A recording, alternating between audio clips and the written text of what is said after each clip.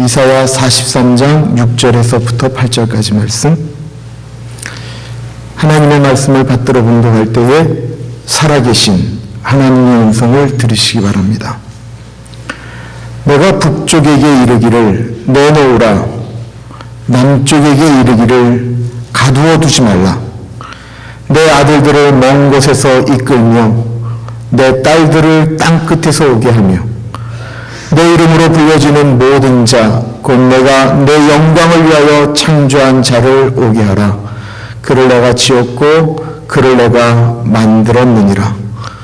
눈이 있어도 보지 못하고 귀가 있어도 듣지 못하는 백성을 이끌어내라. 아멘. 박상훈 목사님 나오셔서 주님을 빛내려고 창조한 백성이기에 라고 하는 제목으로 말씀을 전하실 때 많은 은혜 받으시기 바랍니다.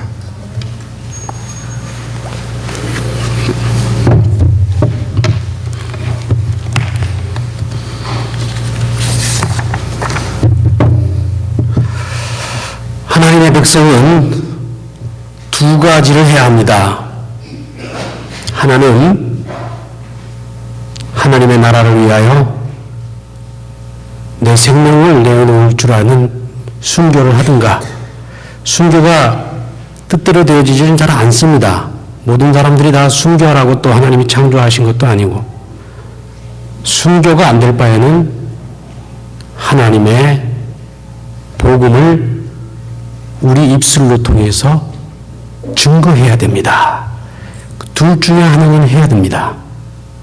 그래야 하나님의 백성이고 하나님이 당신 뜻을 나타내려고 창조한 하나님의 자녀가 되온 증거를 세상 앞에 내놓을 수 있기 때문입니다. 조금 전에 우리 장로님께서 정말로 가슴 아픈 마음으로, 심정으로 이 민족이 정전 60주년이 되었다고 말씀, 기도로 간절한 마음으로 복음 통일이 되게 해달라고 주님께 기도드렸습니다. 저는 확신합니다. 이제 때가 오고 있습니다. 6.25가 난 지 63년이 지났지만 하나님께서는 처음에 1907년 평양 대부흥이라고 하는 귀한 세계 교회가 놀랄 만한 동방의 예루살렘이라고 하는 칭찬을 얻기에 충분했던 우리 민족이 그만 하나님 앞에 범죄하는 일이 있었습니다. 하나님은 당신의 백성들이 범죄를 하는 것을 이스라엘 백성들한테도 똑같이 그냥 그 꼴을 그냥 내버려 두지 않았습니다.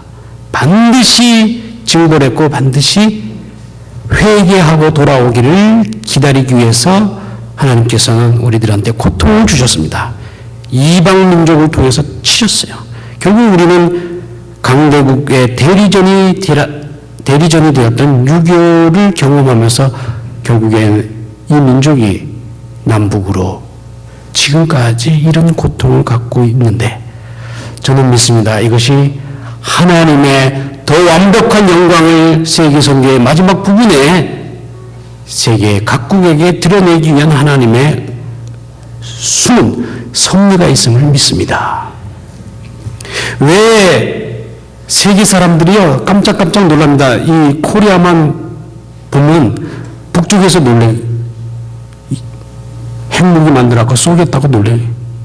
또 우리 사우스 코리아를 보고 또 놀랍니다. 이렇게 미국 땅을 부흥시키기 위해서 이렇게 많은 디아스포라 한인들을 보내줄 뿐만 아니라 한국의 스포츠 스타들이 얼마나 또 국위선양을 하고 있습니까? 요즘에 보니까 또 누가 한 명 왔던데, 야구선수. 예. 박찬호는 갔죠. 예. 류현진. 그 친구가 한번 이렇게 하니까 얼마나 벌써 한국에 대한 사우스 코리아에 대한 코리안에 대한 이미지가 벌써 하나님께서 왜 자꾸만 우리 민족을 갖다가 세계에다가 이렇게 세계 사람들의 인식에다가 자꾸 코리아 분단 나라, 핵무기의 나라, 한류의 나라, 많은 스포츠 스타들이 있는 나라 이렇게 자꾸 각인을 시켜 놓은 것도 저는 하나님의 뜻이 뜻이 분명히 더 크게 드러나기 위한 사전 포석이 아닌가 그렇게 기도하면서 지금까지 7년 동안 동족들을 마음에 품고 이 민족이 어서속히 하나님의 뜻대로 복음되기를 위해서 이렇게 미주 지역을 다니면서 또 선교지에 가서 동족들을 구원하는 선교를 지금 해왔습니다. 중국 땅에서 두만강 건너편에서 조그만하게 빵도 만들어서 저 가난한 굶어 죽고 있는 어린아이들한테 한 달에 3,000개, 많을 때는 5,000개씩 보냈다. 오늘이 6월 30일 마지막 날인데 6월 1일, 6월 달의 첫날이 북한식으로는 아동절, 우리나라식으로 표현하면 어린이날이 바로 6월 1일이었어요. 6월 1일이 됐을 때도 또 지난달 6월 1일에 아이들 여름옷이 없습니다. 그래서 여름옷 한 3,000부를 또 우리가 함경북도 보육원에 있는 고아 아이들한테 지원을 해 주었어요. 이런 식으로 어떻게 해서라도 우리가 그 가난한 동족, 거버먼트가 아닙니다. 북한 정권하고 북한 우리 주민, 우리 형제하고는 구분해서 들어갈 줄 알아야 북한 선교를 할 수가 있어요. 근데 자꾸 이걸 섞어갖고 해석하기 때문에 북한 선교가 좀 힘들고 어렵기는 사실입니다. 그래서 전달해 줬어요. 왜? 나중에 그 저 사람들한테 우리가 증거를 얻으려고 우리가 하나님의 백성으로서 내 동족을 사랑했다 하는 뭔가 증표는 남겨줄 거 아니에요. 그래야 하나님을 믿을 거 아니에요. 우리들이 믿는 하나님에 대해서 믿을 거 아니에요. 그 증거를 위해서 그렇게 어렵게 작게 투명 있게 그렇게 전달을 했습니다. 또 강 건너 온 탈북자들을 우리가 치과 진료했고 내과로 숨어 있을 때 가서 찾아서 진료를 시켜드리고 또 들어가는 사람 어쩔 수 없이 통행증을 가짜로 사갖고 들어가는 우리 또 동족들에게는 타이레놀, 항생제, 회충약, 온약 쥐어주면서 그거 갖고 가서 이웃들한테 전해 주십시오라고 이렇게 한 6년 동안 섬겨왔습니다. 그러면 그쪽 안에서 뭐가 연락이 와야 될 거 아니에요. 밖에서 열심히 쥐어주고 어렵게 진료해주고 언더그라운드에다가 mp3 북한말 성경도 집어넣고 했는데 뭔가 저 안에서 들려오는 소식이 아유 땡큐는 말을 못해도 하나님 믿게 됐습니다 라든가 뭐 이런 소식이 들려와야 우리도 하는 보람을 느끼겠는데 3년 전부터 힘이 들었어요. 사랑이라고 하는 것도 내가 상대방한테 주면은 저쪽에서 뭔가 웃든가 뭔가 자기도 뭐 스타벅스 커피라도 하나 사주든가 이리 뭐 주고받아야 내가 마음이 이게 또 할만한데 이건 맨날 나만 베니스에 가서 사주는데 아무것도 안 사줘. 승질 나겠어요 안 나겠어요? 아무리 좋아해도 그렇게 답답한 시절을 지금 겪고 있었습니다. 들리는 소식은 이상한 행복이나 만들어갖고 핵폭탄이나 뭐 만든다고 삥 띄우고 이런 소식만 들리지 그 안에서 주님 이 나라가 복음 통일이 될 것입니다 하고 북한 교회의 어떤 그런 귀한 메시지가 우리한테 들려온다면 얼마나 기분이 좋겠어요. 그게 없더라고요. 그런데 3년 전에 아까 목사님께서 소개해 주신 그 주인공 저자가 저한테 일기문 4권을 주셨어요. 우리 비밀 선교사를 통해서 제가 척 읽어보니까 어머나 저 안에도 정말 사람이 살고 있구나. 저 안에서도 정말로 체제에 대한 거부감과 반항감과 그리고 조금이라도 복음을 전해드려갖고 그것을 갈등하고 있는 사람이 있구나. 저 안에도 내 부모를, 내 자녀를 사랑하고 싶어 하고 내 조국이 완전해지기를 바라는 그런 사람이 있구나. 너무나 감동스러웠어요. 제가 그 일기문 4권을 처음 받아갖고 보면서 이 내용을 정말로 좀 알리고 싶다 하는 마음이 간절했는데 제가 여러분 작년에 제가 5월 달에 와서 4월 29일 날 중국 쪽에 있는 백두산에서 드디어 이분을 만나게 됐습니다. 만났어요. 키가요, 저도 키 큰 편인데, 저보다 20cm는 더 커요. 야, 남자는 저 정도는 빠져야 되겠다. 정말로 아주 남자가 아주 건실하고 잘, 내 얼굴을 자세히 보니까 여기서부터 여기까지 칼자국이 있어요. 순간 혹시나 나를 때리진 않을까? 손가락을 내밀어서 악수를 처음 하는데 이상하다? 보니까 손가락 3마디가 없어요. 국경수비대와 1대 10으로 싸우다가 도끼로 찍혀갖고 그랬던 특전부대 출신 북한 간부였습니다. 그분이 16년 전에 비료를 구하려고 갔다가 16살의 어린 소녀로부터 복음을 듣게 됐습니다. 비료를 받으려면은 내가 하나님을 믿는다고 약속을 해야 되는 거야. 비료를 얻기 위해서 가짜로 하나님 믿겠습니다 하고 성도장 찍어줬습니다. 마음속으로는 하나님은 누구 집 애들이야. 나오기만 해봐. 내가 360도로 돌려차기로 죽여버릴 테니까. 이랬던 그 마음으로 일단은 비료를 갖고 가다가 그 트랙터를 타고 가다가 그만 큰 사고를 당해서 낭떠러지로 떨어져 일부 직전에 극적으로 살아납니다. 거기서 하나님을 경험하게 되었어요. 여러분들 우리 다 그런 경우는 있잖아요. 내가 하나님 죽이려고 했을 때 하나님께서 날 살려줘 준 적이 있잖아요. 그래서 우리가 하나님 앞에 이렇게 매달린 거 아닙니까? 북한 땅에도 여김없이 하나님을 그렇게 경험하게 하시더라고요. 하나님께서 살아났어요. 그리고서 그 마음에 다가오는 부담감 때문에 성경을 여러분들이 이렇게 쉽게 보는 성경을 북한 땅에서는 쉽게 구할 수가 없습니다. 몇 명의 부하 직원들을 중국 땅에 가서 도둑질해갖고 성경책을 갖고 오다가 그만 국경수비대에 들려서 죽습니다. 총살을 그냥 그 작슬에서 당합니다. 검문 검색에 그 죽은 부하의 시체를 보면서 본인이 직접 북한 땅에 이제 중국 땅에 건너가서 성경책 하나를 간신히 구해갖고 65명 반원들하고 같이 나눠서 읽기로 했는데 이 성경책 한 권 갖고 나눠 읽으려니까 어떤 방법이 제일 좋을까요? 예, 머리 좋은 사람들을 보서 그 자르면 될 거 아닙니까? 근데 북한 사람들이 순수한 사람들, 한 번이라도 복음을 접했던 사람들은 김정일의 김일성에 대한 그 높은 사람들에 대한 그 공경심이 너무 강하기 때문에 거룩하신 하나님의 몸처럼 귀한 성경책을 찢는다고 하는 것은 자기들이 벼락 맞아 죽을 수도 있다고 이렇게 생각하는 사람들이 있었던 거예요. 그 반대파들 때문에 주저주저 하다가 드디어 이 주인공이 칼로 66권을 쪼개서 서로 쪽복음을 나눠받았습니다. 근데 이 주인공이 나눠받은 파트가 어디냐면은 레위기였어요. 레위기가 참 읽기 좋죠. 재밌죠. 얼마나 힘들어요. 거기 줄곧 읽으니까 이거 뭐 자꾸 바치려는 거야. 뭘 바쳐야 돼요? 양을 바치려는 거예요. 소를 바치려는 거예요.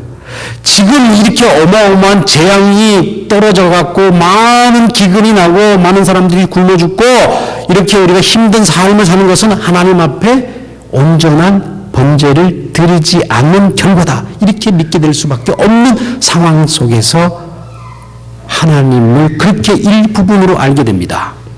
그래서 저한테 그러더라고요. 목사님, 나 처음에 예수님을 안 믿었습니다. 그러더라고요. 왜요? 예수님은 꼭 김정일 같아요. 자기 아버지 권자를 넘본 북한 사람들은 그 상황에서 성경을 고렇게 상황대로 해석을 하더라고요. 그래서 자기들한테 지금 필요한 것은 전능하신 하나님, 애국의 군대를 박살내고 이방 열국들을 박살내고 그리고 전쟁에서 이길 수 있고 모든 탈취물을 가져갖고 분배할 수 있는 그런 절대 권력을 갖고 있는 그 여호와 하나님이 자기들한테 필요한 거지, 이렇게 나약하게 그 지저분한 로마 병정 몇 명한테 이렇게 붙잡혀서 쉽게 죽어가는 그런 신은 필요 없다는 거예요. 제가 이해를 하게 됐습니다. 그래서 이분이 도둑질도 북한에서 전도하는 것도 북한식대로 전도를 합니다. 칼을 갖고 다녔어요. 하나님 믿어, 안 믿어, 너 죽여, 이렇게. 제가 깜짝 놀랐습니다. 제가 그래서 4월 달에 CGN TV에서 그 탈북자 김충성 선교사하고 대담을 하는데 저도 잘 몰랐습니다. 이거를 왜 칼을 차고 복음을 전도를 했는지. 그랬더니 이 사람이 믿지 않으면 보위에 신고하기 때문에 죽일 수밖에 없었다는 거예요. 그 이해가 됐습니다. 무섭죠. 전도할래? 아니, 하나님 안 믿을래? 이렇게 했다가는 큰일 나겠죠. 근데 북한에는 그게 통했던 자세하게 그런 내용이 나옵니다. 아무튼 그런 식으로 하나님을 부분적으로 일을 했던 거예요. 그래서 이 사람이 엄청난 고초를 당합니다. 하나님을 전체적으로 예수님까지 이렇게 온전히 알았으면은 이렇게 예수님의 방법대로 갔을 텐데 예수님의 신약 파트를 전혀 못 읽다 보니까 이거 자기 반원 중에서도 신구약파가 또 생긴 거예요. 신약만 읽은 사람들은 원수까지 사랑해야 된다 이런 식으로 자꾸 이렇게 복음적으로 나가는데 구약만 읽은 사람들은 어때요? 심판적이고 무서운 하나님 그리고 도덕주의도 정당화될 수 있다고 하는 그런 강경적으로 나가게 됩니다. 아주 이 사람들이 아주 신앙생활 하는데 그 재미난 얘기들이 많은데 시간이 관계상 그러다가 드디어 번제를 드리려고 마음을 먹고 싶어도 북한 땅에는 양이 없습니다. 양 한 마리도 없고 뭐 토끼는 보는 즉시 다 잡아먹고 딱 자기 농장에 아까 우리 목사님이 김일성이가 하사했다고 그러는데 김일성이가 아니고 김정일이가 화사한 장군의 소가 황소 한 마리가 딱 한 마리가 있고 말라 비틀어진 암소 한 마리가 있는 거예요. 그리고 하나님께 레위기를 읽어봤더니 그냥 소를 바치면 안 되죠. 흠이 없고 깨끗하고 제일 완전한 걸 하나님이 바치는 거예요. 그러니까 하나님은 완전히 독재자로 인식을 했어요. 이분이. 그냥 대충 있는 거 바쳐도 되잖아요. 근데 그렇지 않으니까 황소를 바쳐야 되는데 그 당시 북한 땅에서 황소는 탈북자들한테 제가 다 물어봤습니다.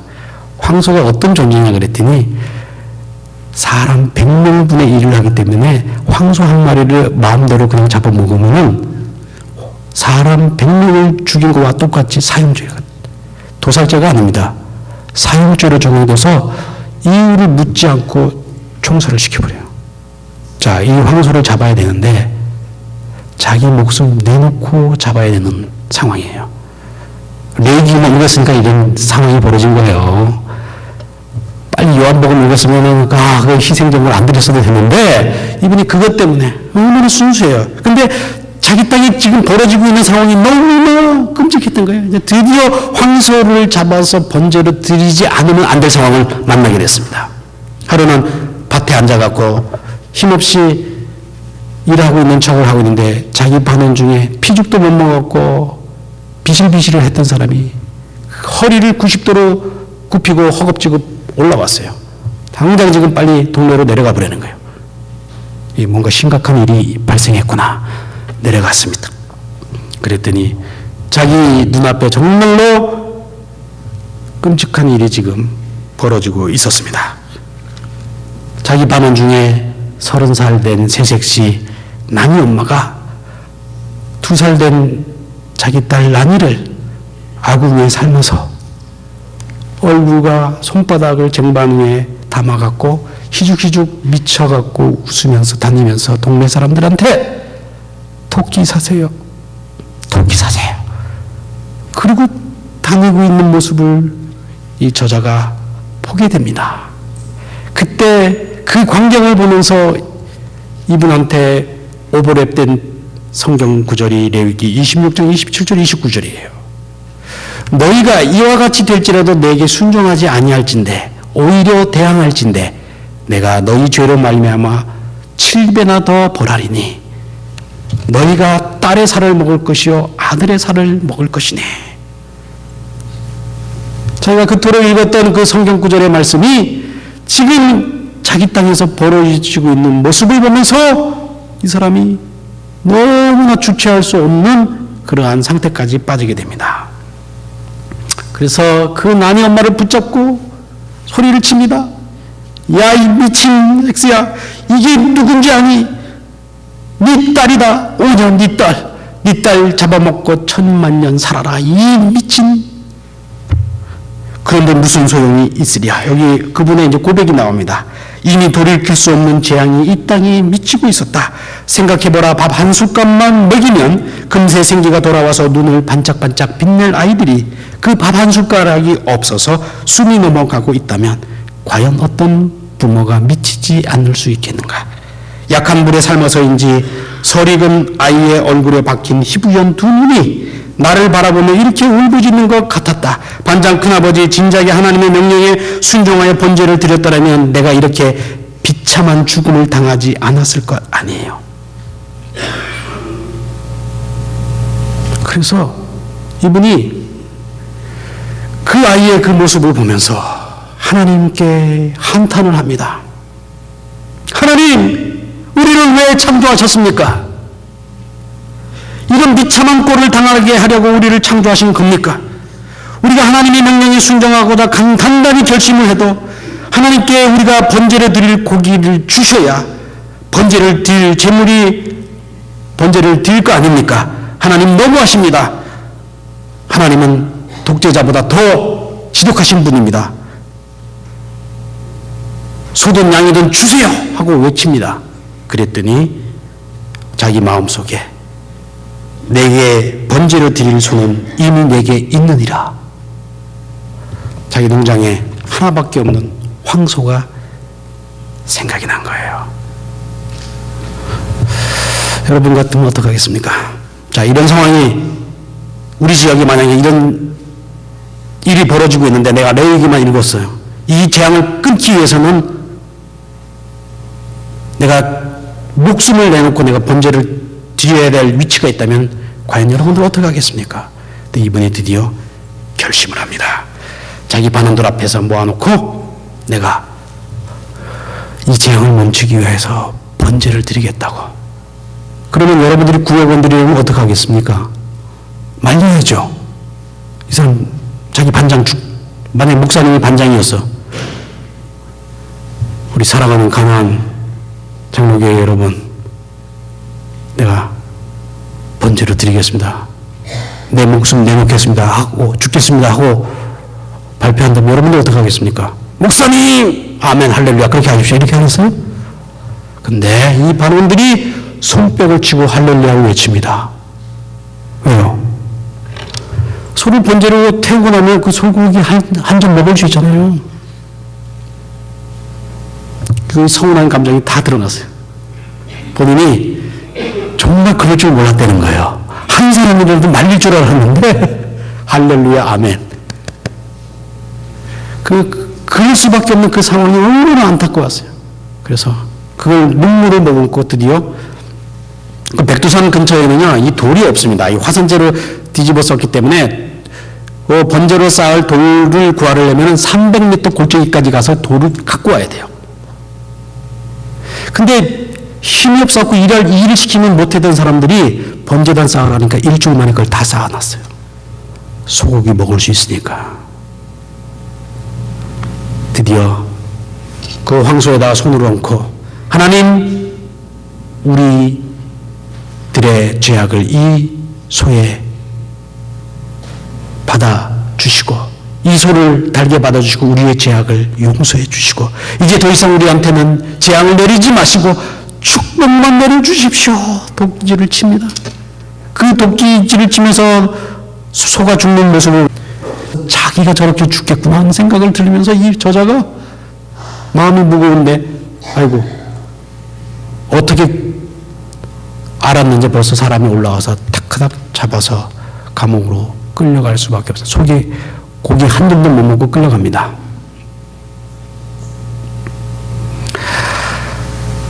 근데 하나님께서 거기도 분명히 인간들이 사는 세상이다 보니까 자기 수의사 친구가 평양대학에 있을 때 1년 동안 의학부에 같이 있을 때 수의사 친구가 그 소는 구제역의 골뱅소에서 불태워 죽인 것은 잘한 겁니다. 이렇게 보고를 해준 거예요. 그래서 죽기 일보 직전에 온갖 고문을 다 당하고 나옵니다. 나오게 되니까 그동안 숨어 있었던 지하 성도들이 이분한테 다가와서 접촉을 하기 시작됐어요. 아주 스타가 돼버렸어요. 그 동네 해산 지역에. 김길남이가 정신이 나가갖고 항소를 들여갖고 그렇게 돼서 감옥 갔다가 나왔다. 이렇게 되니까 그동안 숨어 있었던 지하 성도들이 그를 찾아오게 됩니다. 그 얘기 부분을 제가 압축해서 지난번에 그 CGN에서 그걸 아주 만화로 잘 이렇게 한 3분짜리로 만들어 주셨습니다. 한번 준비되시면 바로 틀어주시고요. 그런데 이 제가 나오네요. 그분과 접촉을 하고 그쪽에서 기도의 조직을 하고 그러다가 이 저자가 이제 요소요소에 계신 기도하시는 분들 그동안에 자기도 몰랐었는데 그런 교회 역사를 알고 있는 분들을 만나게 되죠. 1996년 6월 나를 포함한 32명이 모여 북한 지역 내 복음 통일 기도회라는 조직을 결성했다. 여기에는 그럴 만한 이유가 있었다. 내 작업반의 74명 중 42명을 고난의 행군으로 잃었다. 작업반은 자녀들 82명 중 69명이 싸늘한 죽음이 되었고 이제 고작 13명의 아이들만 살아남았을 뿐이다. 하루가 멀다 하고 우린 피똥이들을 땅에 묻다니 울분이 치솟아 견딜 수가 없었다. 당장의 반공 결사 조직이라도 만들어 오늘의 참상을 가져온 독재자와 그 하수인들을 응징해주고 싶었다. 나는 동료들을 모아놓고 기도회를 조직하겠노라고 선포했다. 말이 기도회지 예수님의 십자가를 경험하지 못한 나는 조직을 만들어 당장 굶어 죽지 않기 위해 도둑질이라도 할 심산이었다. 기도회를 결성하니 조직이 강경파와 소극파로 나뉘는 일이 일어났다. 그런데 그 둘을 자세히 살펴보니 신기하게도 강경파는 구약 성경의 쪽 복음을 읽은 사람들이 줄을 이뤘고 소극파는 신약 성경의 쪽 복음을 받아들인 사람들이었다. 뇌기를 읽었던 나는 소극파들이 지나치게 겁이 많고 조심스럽다고 생각했다. 강경파는 하나님을 존중하지 않은 사람들을 가만두어서는 안 된다고 주장했다. 그리고 나라의 재산을 털어 전도하는 데 사용해야 한다고 주장했다. 반면에 소극파는 너희의 원수를 사랑하며 너희를 박해하는 자를 위하여 기도하라는 말씀을 들어 강경파가 주장하는 타도니 진멸이냐는 과격한 주장을 용납할 수 없고 영생은 유일하신 하나님과 그가 보내신 예수 그리스도를 아는 것이라고 주장했다. 그러나 기도회의 책임자인 나는 소극파의 주장을 받아들일 수가 없었다. 그들에게 독소를 퍼부었고 심지어 독재를 추종하는 세력이라고 몰아붙였다. 이렇게 시작된 우리의 행보는 참으로 파란만장했다. 차츰 우리의 신앙은 성숙해 갔으며 실제로 우리들 대부분은 각자 맡은 사명을 감당하며 달리다가 처형장에서 감옥에서 육신의 생을 마감했다. 우리의 생명은 우리의 것이 아니다. 우리의 주인 되신 하나님이 목숨을 요구하실 때 망설임 없이 복음을 위해 하나님께 드렸다.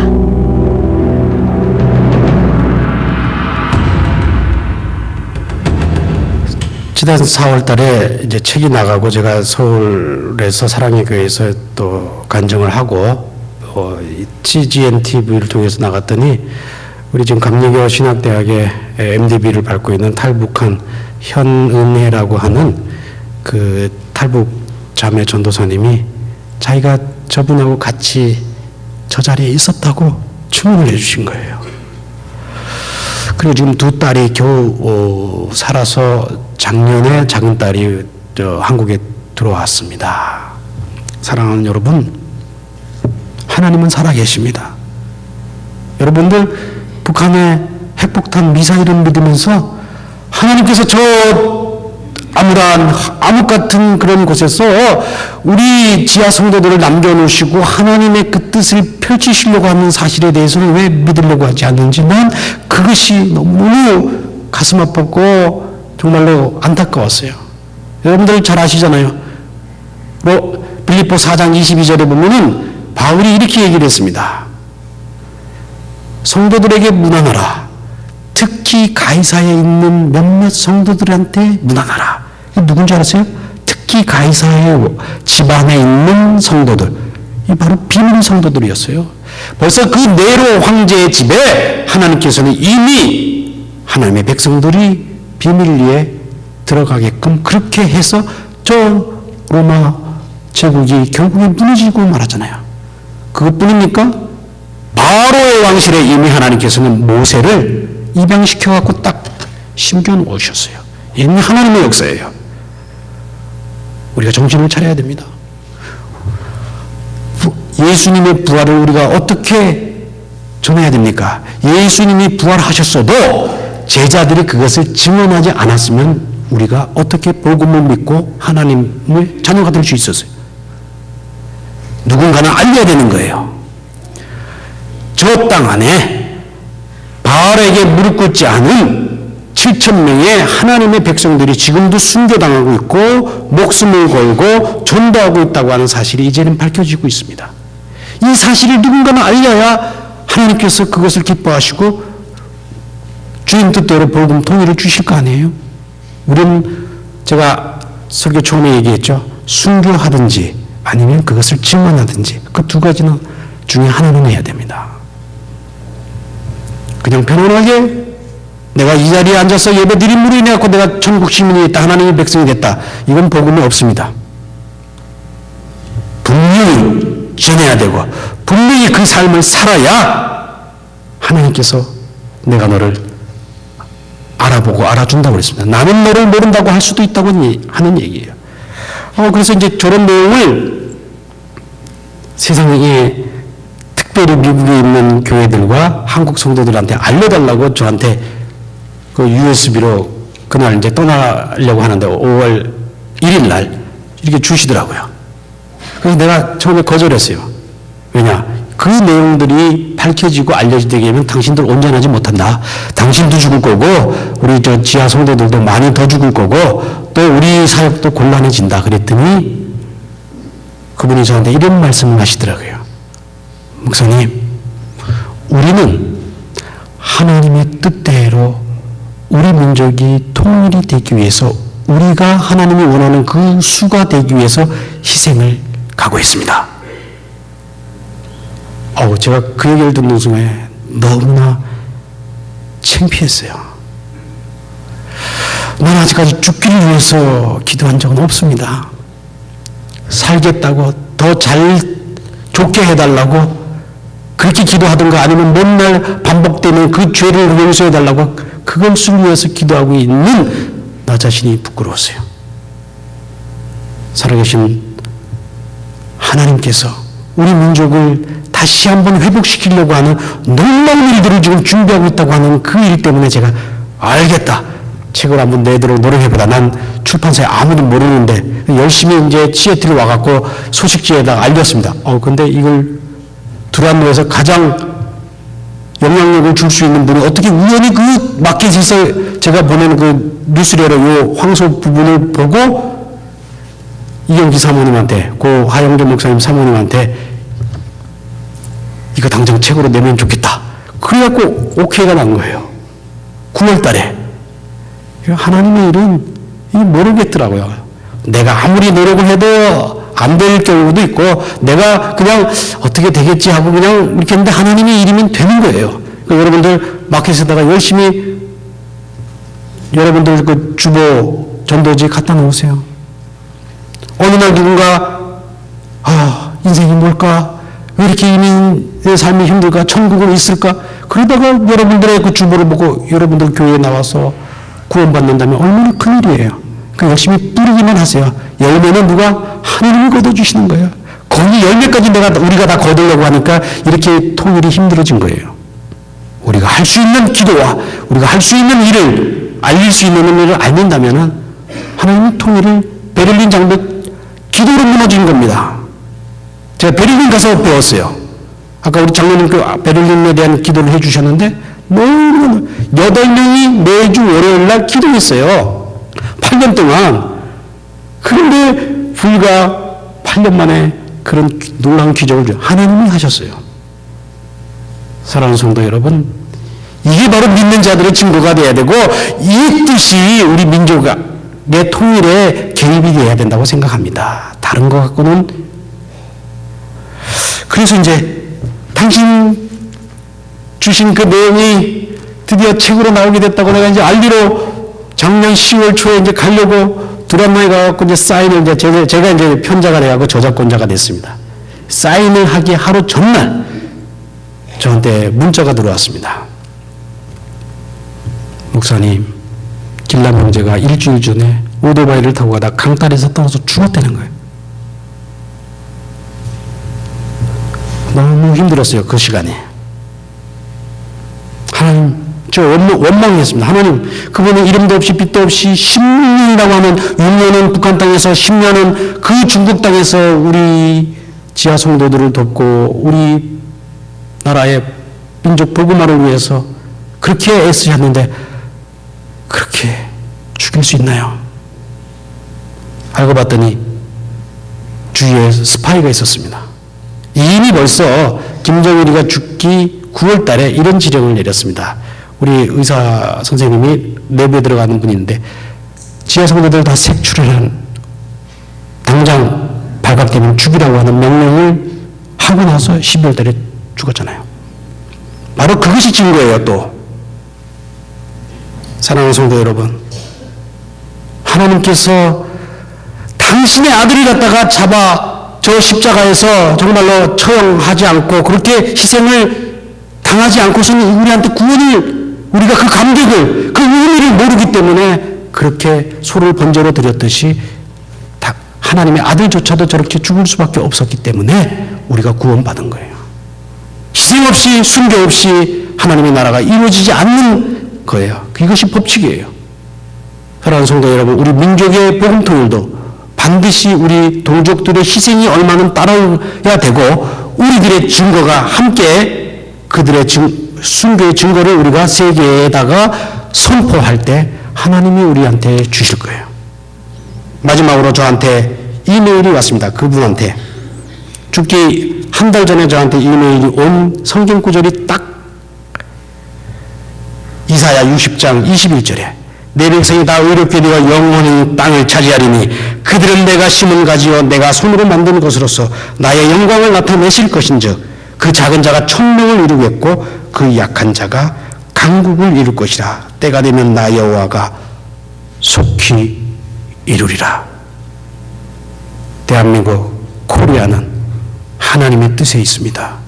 이 뜻을 믿고 이 험한 이 인민의 삶을 살아가고 있는 우리 가난장로교회 성도 여러분, 하나님께서 마지막 말세지 말에 우리 코리아를 당신 뜻대로 사용하셔서 자기의 빛의 영광을 나타내려고 창조한 내 백성을 이끌어내라고 우리들에게 먼저 말씀해 주셨습니다. 우리들에게 부탁해 주셨습니다. 소경이요 귀머거리인 그들을 하나님 앞으로, 세계 앞으로 이끌어내라. 그럴 때 비로소 이 세상 각국과 열국과 사람들이 하나님이 살아계심을 두려운 가운데 보고 믿게 될 것입니다. 이 일을 위해서 여러분들 널리 알려주시고 우리 목사님과 우리 여러 성도님들이 이 지역을 날마다 위해서 기도해 주시고 복음화해 주신다면 하나님께서 여러분들에게 드릴 귀한 상급이 또 우리 고 김길남 형제처럼 귀한 뜻이 하늘에 많이 열매 맺혀지기를 주님의 이름으로 축원드립니다. 기도하시겠습니다.